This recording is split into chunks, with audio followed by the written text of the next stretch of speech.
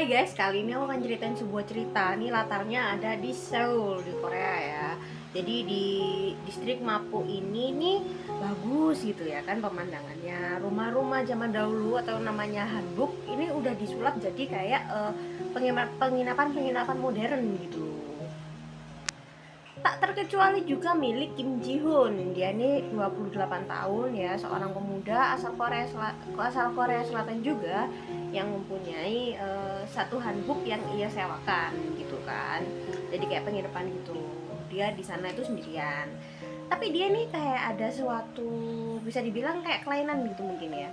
Dia ini masang eh, CCTV tersembunyi di beberapa kamar untuk para tamu ini gitu ya, untuk memantau kayak perusakan, terus kayak perilaku yang menyimpang yang bisa ini ya, eh, merugikan untuk penginapan kayak gitu.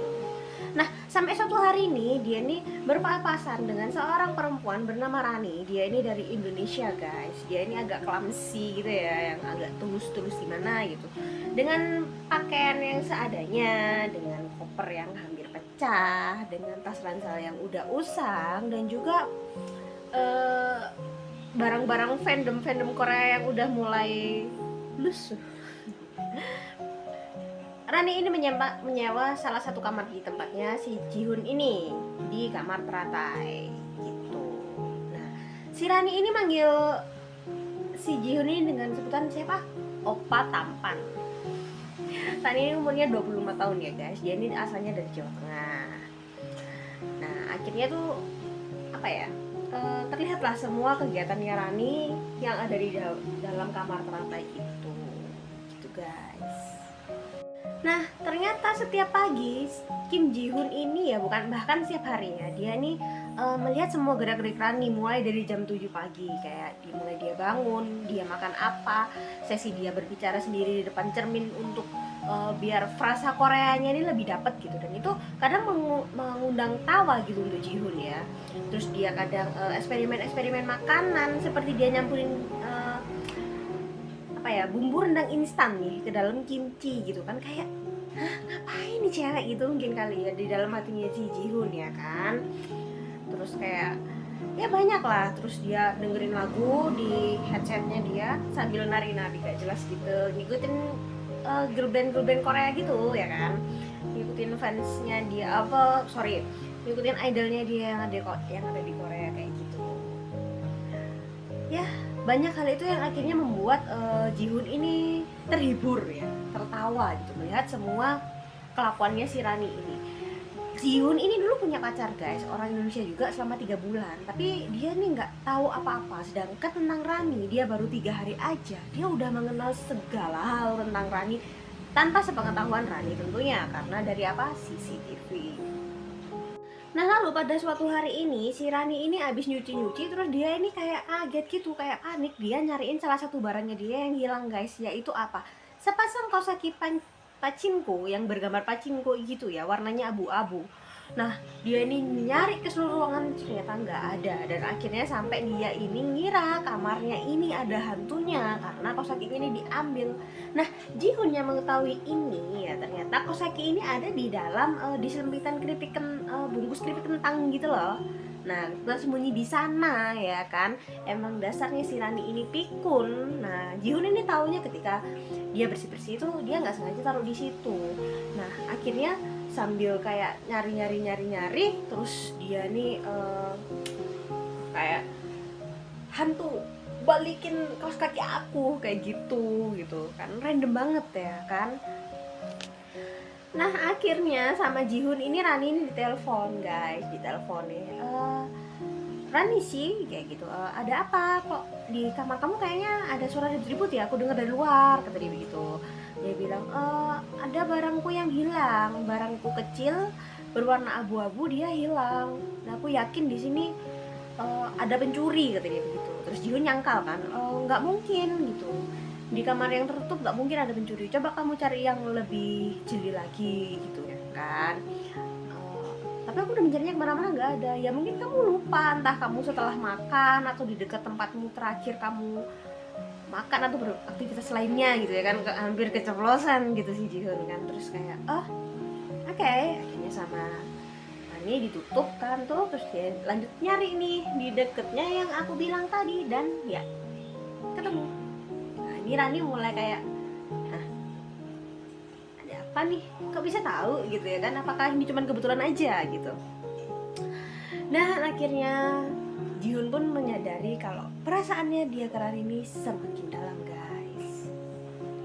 Nah hari demi hari Jihoon masih tetap ngeliatin Rani aja nih dari layarnya dia ya kan, karena dia ternyata menyadari, karena itu tadi kan aku bilang sebelumnya kalau Jihoon ini udah tertarik gitu sama Rani ya kan. Dan Jihoon menyadari gitu kalau tawarannya ini bisa menembus layar monitornya gitu untuk menghangatkan hatinya, menghangatkan suasananya ya, karena dia udah mengakui perasaannya itu ya, berjujur dengan dirinya sendiri gitu ya kan. Akhirnya ya Jihoon mungkin akan mulai mendekati Rani gitu ya, secara langsung tentunya, bukan lagi tentang di layar kayak gitu. Nah ketika di layar itu juga Jihoon ini nggak sengaja ngelihat Rani ini lagi ngebuka laptopnya gitu. Dia ngebuka laptopnya, ternyata dia tuh mencari apa? Mencari cara mendekati pemilik penginapan Airbnb agar tertarik dengan kita. Berarti kan Rani juga suka, dan Jihoon tahu itu. Makanya Jihoon mulai untuk mendekati Rani secara langsung, maunya begitu, dan mulai mengurangi untuk mengintai Rani. Nah lalu nih pada suatu pagi ini tiba-tiba si Rani yang masih percaya bahwa di dalam kamar penginapannya itu ada hantu ya, atau ada pengintai, dia ini berdandan ala-ala detektif gitu ya kan, mengintai semua ruangannya dan termasuk ruangan CCTV. CCTV-nya tuh ada di atas, di deket lampu gitu loh guys. Nah terus dia ini sampai nebarin ini segala bunga, segala air bunga, terus segala bedak dia sebar juga. Nah ini waktu ketiup ke atas yang di deket lampu itu. Nah Jihoon karena mulai agak takut juga ya, lah ketahuan nih mungkin kayak gitu ya. Terus dia nih mulai mengalihkan perhatiannya si Rani dengan mengirimkan pesan seperti cuaca akan segera hujan, jangan lupa tutup jendelanya ya Rani sih, katanya begitu. Rani cuman oke, tapi dia bergumam juga ya, kayak aneh nih orang, dia udah tahu gitu kalau bakalan mau ada badai, bakal ada hujan, padahal belum ada ramalan cuaca gitu ya kan. Nah lalu pada suatu hari ini ternyata pipanya Rani di kamar Rani ini, di kamarnya Rani ini tersumbat guys, dan dia bener-bener nggak bisa. Dan Rani pun menyadari ini kayaknya gara-gara yang waktu itu aku bikin mie sama rendang deh, makanya jadi tersumbat kayak gini gitu. Akhirnya ya udah si Rani bilang ke Jihoon, dan Jihoon pun akhirnya mau membantu Rani untuk benerin si saluran tersumbat itu. Junsi, Jihoon sih, 괜찮아 yo, kata dia begitu. Pipa kamar mandi Rani sedang nangis. Hah? Si Jihoon bingung ya kan, apaan sih gitu ya kan. Akhirnya kan dibenerin tuh sama si Jihoon, ini kenapa sih nih gitu ya. Rani yang pegang senter, Jihoon yang benerin gitu, saking deket terus kayak ya begitulah, kayak ada canggung kayak gitu, sampai akhirnya mereka nggak sengaja pipinya bersentuhan gitu, antara pipinya Jihoon yang udah mulai berkeringat dengan pipinya Rani. Dan di sana akhirnya terjadilah sebuah percakapan gitu ya kan. Rani bilang kalau ini nggak bisa aku bakalan pindah. Loh kenapa gitu, si Jihoon yang mau menyadari itu kan takut ya dia pindah. Terus dia bilang enggak, aku nggak pindah mana-mana, cuman pindah ke kamar lain aja sampai pipa saluran ini selesai gitu, jadi aku akan kembali lagi ke kamar ini, kata dia begitu. Lalu si Rani juga penasaran, kok si Jihoon punya sarung banyak gitu ya kan, punya kain-kain etnik gitu. Jihun cuman ngalihin aja gitu. Dia bilang, iya ini dari pengunjung-pengunjung yang datang dan aku suka mengkoleksinya, sepertinya cocok untuk bersantai, kata dia begitu. Dan akhirnya mereka mulai dekat dan penyewa dan pengawas ini udah mulai menjalin sesuatu yang tulus. Oke, segini dulu ya guys, bye bye. Hai, ketemu lagi. Nah, ternyata ini masih ada lanjutannya guys, ceritanya itu nggak langsung udah selesai ya, ternyata lagi ada lanjutannya lagi. Lanjutannya lagi ini bab 7 sampai bab 15. Nah, kita mulai dari bab 7 dulu ya. Bab 7 ini ternyata setelah tragedi yang bersentuhan dengan Rani di kamar Rani itu, nah Jihun ini balik ke kamarnya ya kan, dia mandi terus habis itu kayak ya tetap ada rasa bersalah kayak gitu ya. Nah, pas mandi ini ternyata tiba-tiba handuk yang dia pakai ini jatuh, dan apalagi ini bajunya dia itu juga jatuh, ketinggalan di kamar mandi. Nah, karena dia panik nih ya, terus dia tinggal ngelihat CCTV, Rani itu mau jalan ke arah kamarnya Jihun. Ngapain? Ngebenerin wifi. Kenapa Rani mau ngebenerin wifi? Karena Rani mau pesen penerbangan balik ke Indo, kayaknya begitu ya. Nah, karena si Jihun ini panik ya kan, suara detak derap langkahnya si Rani ini udah mulai deket. Akhirnya dia ngambil aja nih sarung seadanya. Nah, yang ditarik ternyata adalah sarung yang dari Rani, dan dia pakai aja gitu, dibelet-betin gitu ya kan. Terus akhirnya Rani ngeliat nih si Jihun pakai sarung itu. Oke, bab 8. Nah, si Rani kan dia bertanya-tanya dong akhirnya waktu dia udah papasan nih sama si Jihun ya kan. Kamu nggak apa-apa, kata dia begitu. Ternyata ya emang dia panik nih ya kan, si Jihun panik. Terus dia bilang, nggak apa-apa, ini sarung kan emang buat relaksasi, kata dia begitu. Maaf ya, saya mengganggu waktumu, kata dia begitu. Terus si Jihun bilang, oh nggak apa-apa, kata dia begitu. Nah, terus si Rani bilang, iya aku kesini mau minta tolong benerin wifi, kata dia begitu, karena wifi di kamarku kayaknya rusak dan aku harus memesan penerbanganku, kata dia begitu. Oh oke. Ya Jihun di depan komputernya nih utak-utik, tapi dia nggak sampai memperlihatkan layar monitornya dia yang memperlihatkan kamar CCTV-nya si kamar Rani atau kamar teratai itu guys, kayak gitu. Oke, bab 9. Nah si Rani ini yang masih penasaran dengan ada teka-teki apa sih di penginapan ini, dia masih meneruskan detektifannya itu ya kan. Dia mencari di manakah mungkin ada terselip CCTV, ada terselip apa, ada setan atau apa, nggak tahu ya. Nah, dia tetap mencari di seluruh ruangannya di kamarnya dia, terus sambil setiap lubang itu dia tutupin, setiap lubang cahaya itu dia tutupin pakai tisu ya kan. Aneh juga si Rani ini. Dan Jihun melihat kejadian itu melalui CCTV-nya tentu saja ya kan. Ya, si Jihun bilang, bakal sesak napas anak ini kalau terus-terusan kayak gini ya. Dan akhirnya Jihun pun semakin merasa bersalah ya kan, membuat Rani ini semakin sering parno gitu. Dan akhirnya Jihun memutuskan untuk membuat keputusan gitu ya kan, udah di titik stop nih, kayaknya harus stop nih, nggak bisa nih kayak gitu. Nah, bab 10 nih kita sekarang ya, udah gak kerasa nih, udah bab 10 aja. Tiba-tiba si Jihun ini memutuskan untuk mendatangi kamarnya Rani, kamar teratai ini ya. Dan dia ngetok, Rani, kata dia begitu. Rani sih, dia bilang gitu. Jihun sih ada apa? Masalah apa? Pipa, kata dia. Oh, enggak, aku mau ngajak kamu makan malam, kata dia begitu. Hah, dalam rangka apa gitu ya kan. Ya makan malam aja gitu agar kita lebih dekat, kata dia. Lebih dekat? Emang kita baru bertemu beberapa kali.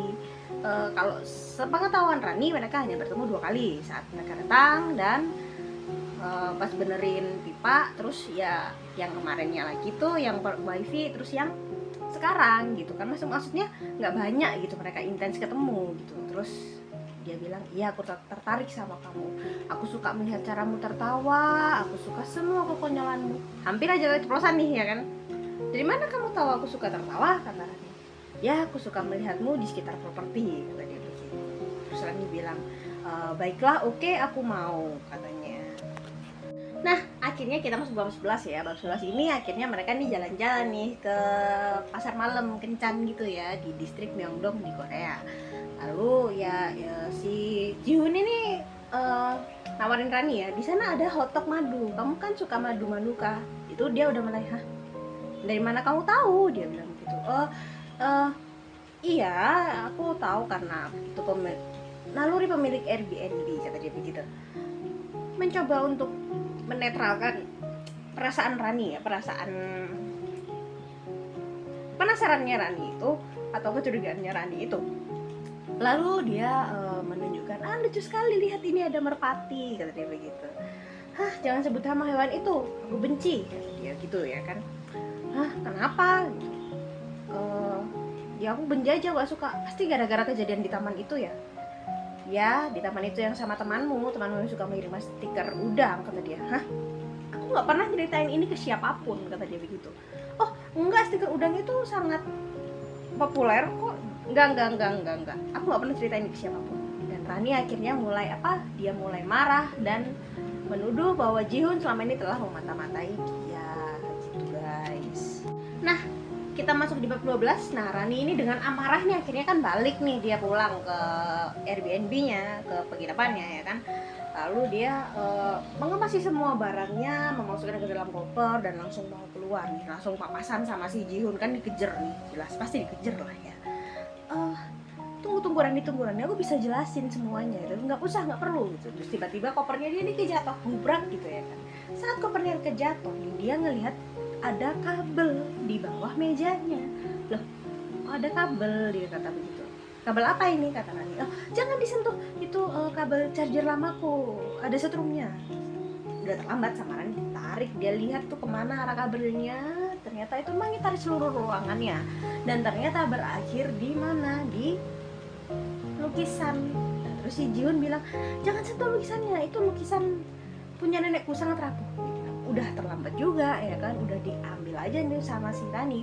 Dan ternyata di situ terlihat ada sebuah layar split yang ternyata menampilkan dirinya saat itu. Dan dia kaget dan semakin marahlah kepada si Jihoon. Kita masuk di bab 13 ya. Nah, akhirnya si Rani ini tetap dia kekeh marah ya kan, dan menuntut penjelasan sebetulnya dia ke si Jihoon ini. Dan akhirnya sama Jihoon dijelasin juga gitu alasan yang sebenarnya, dan dia membuat pengakuan tentang suka sama Rani. Memang dia melihat semua tingkah konyol Rani, ngestalkingin Rani, tetapi itu kan juga karena dia ingin pengakuan yang atau sebuah cinta yang tulus lah, begitulah ya bahasa kasarnya. Tetapi Rani sudah terlanjur marah, dia udah nggak mau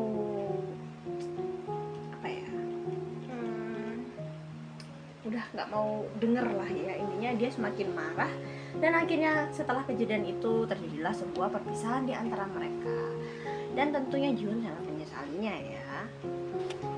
Oke, kita masuk di bab 14 ya. Di bab 14 ini akhirnya Rani ini untuk menenangin dirinya ya, dia bikin mie porsi raksasa yang gede itu dia makan. Terus Jihoon bilang, kamu sudah tenang? Apakah kamu sudah memaafkanmu? Belum, tapi ada syaratnya. Syaratnya adalah kamu harus melepas semua CCTV yang ada di propertimu ini. Kamu harus melakukan semua yang aku lakukan, dance random, masak eksperimen yang konyol-konyol itu, dan kamu harus belajar masak mie porsi raksasa pakai bumbu rendang.